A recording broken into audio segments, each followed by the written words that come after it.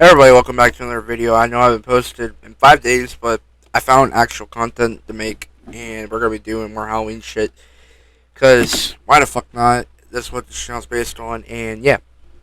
So, Halloween Resurrection is better than you remember. No, really. Uh, in my opinion, before we start this, reading this shit, I'm going to say no, because the last time I saw Halloween Resurrection was complete dog shit. I did not care for it, only except for Michael.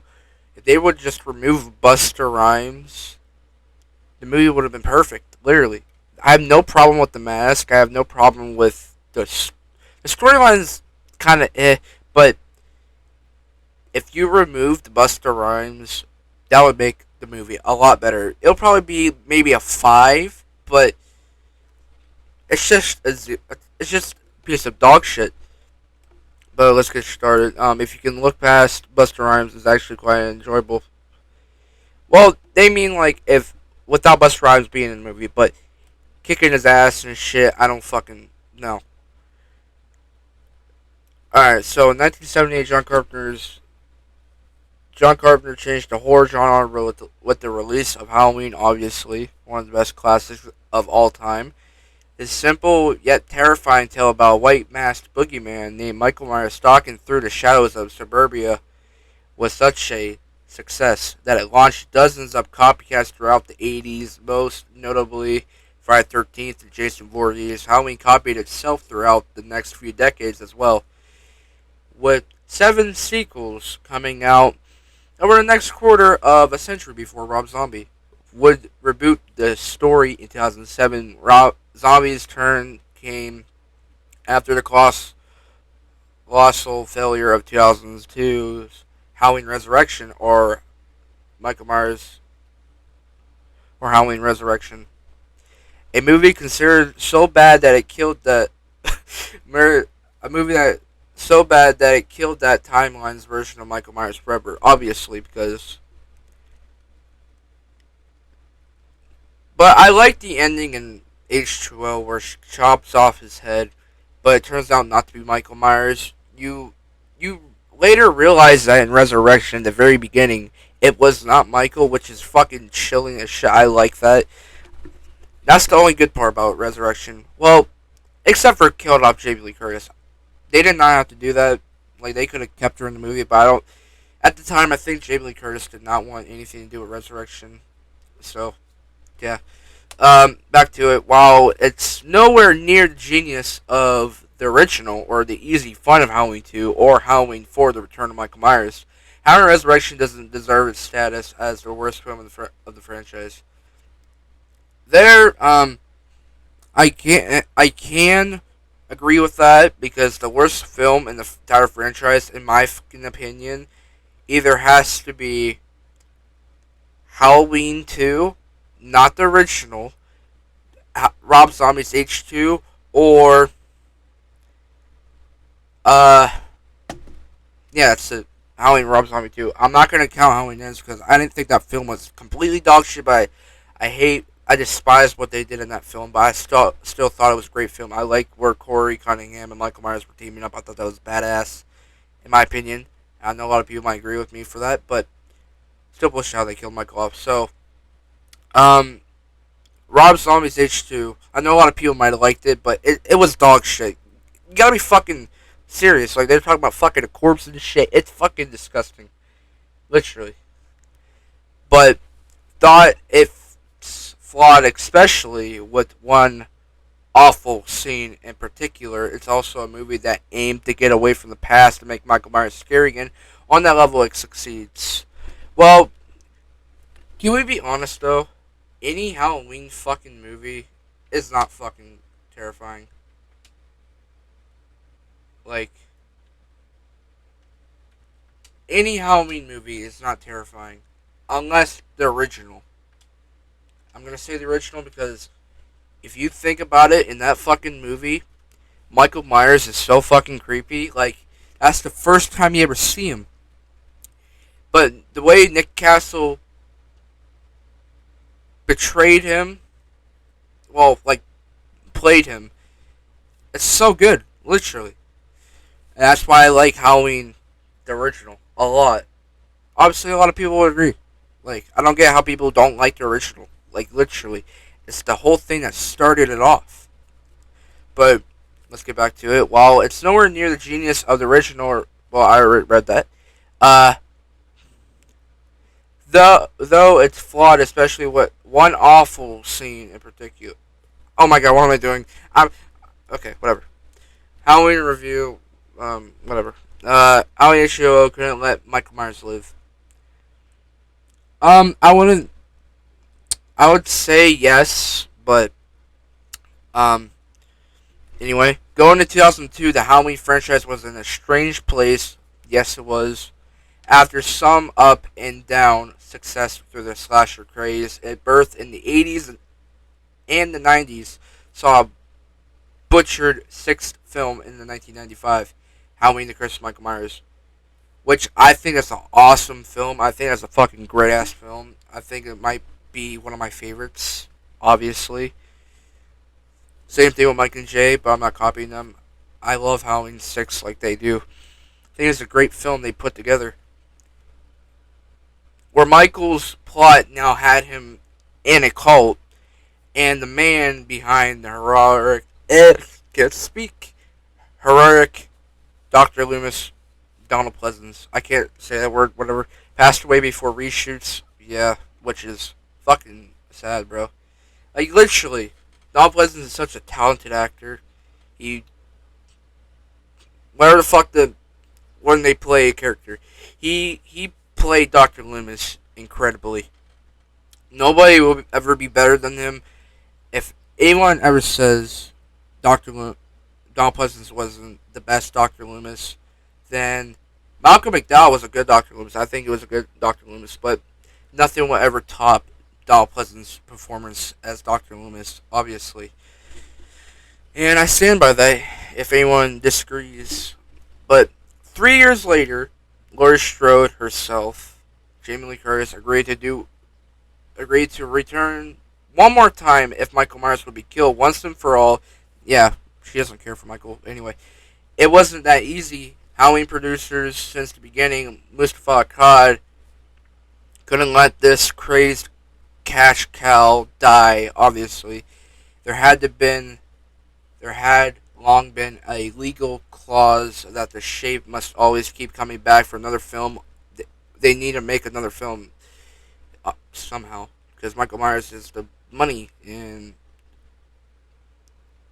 it's still a good film, but don't fuck it up. No matter how he died in the previous entry, Curtis could have her film Halloween H2O how she wanted it, but Michael would return anyway. Curtis agreed to come back for the next film after Halloween H2O, but only if she was killed off in the first act, which I don't have a problem with that. Okay. First scene from Halloween Resurrection is a thrilling. Laurie Strode is now locked up in a psychiatric hospital, just like her brother once was, but he broke out, obviously. How she got there was through the convoluted, I can't speak, process that brought Michael back from the dead. At the end of H2O, Laurie cuts off Michael's head with an axe. There was no coming back from that, unless he's fucking Jason Voorhees. He just grows his head back. Except that it wasn't Michael's, it wasn't Michael underneath mask. Damn it, I can't fucking speak. Resurrection explains that Michael had attacked an ambulance driver earlier, is that crushing the windpipe or his windpipe. Then putting the overalls and mask on him before Michael slipped off into the darkness. Instead an innocent man that Laurie killed, causing her to have a mental breakdown. Which, yeah, I think she got locked up because she killed somebody, and they thought she was crazy. So obviously they would lock her up. It's a long reach, but wish I could speak today, but I fucking can't. But out of all the impossible ways to bring Michael Myers back, it's the best that she could hope for. She could have hoped for. It kept the boogeyman alive, but also gave more dimension to Laurie's character at the same time.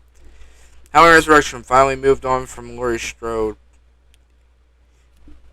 Yeah, yeah. How long? I just want to make sure. Okay, I'll keep it up.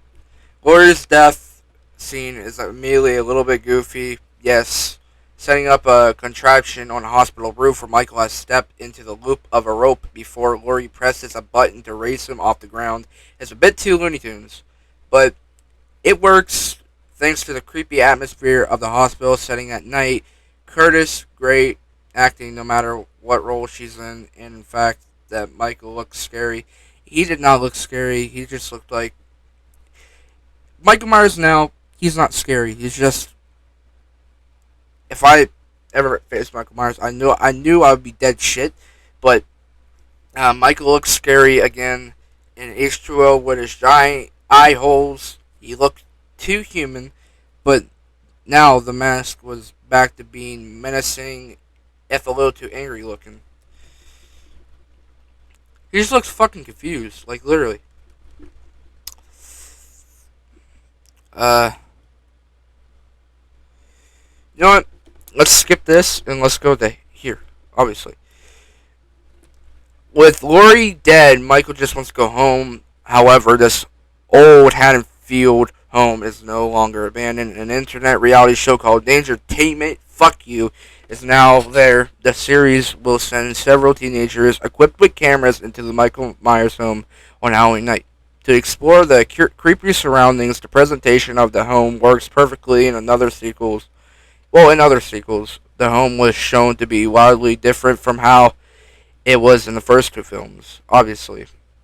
Because any like how they did in Halloween Kills, they brought back the original house, and it's pretty fucking cool how they rebuilt it. But it wasn't the actual house, though. But they built it and it was perfect. But Resurrection honors the past by getting that basic but necessary part right. If 2/3 of a movie is going to take place in the Michael Myers home, it has to look like the place that first scared us. I wouldn't really call it scary the first time I saw the home ever. I wouldn't call it scary, but I would call it fucking disturbing. But Michael Myers is in there. He killed dogs and shit.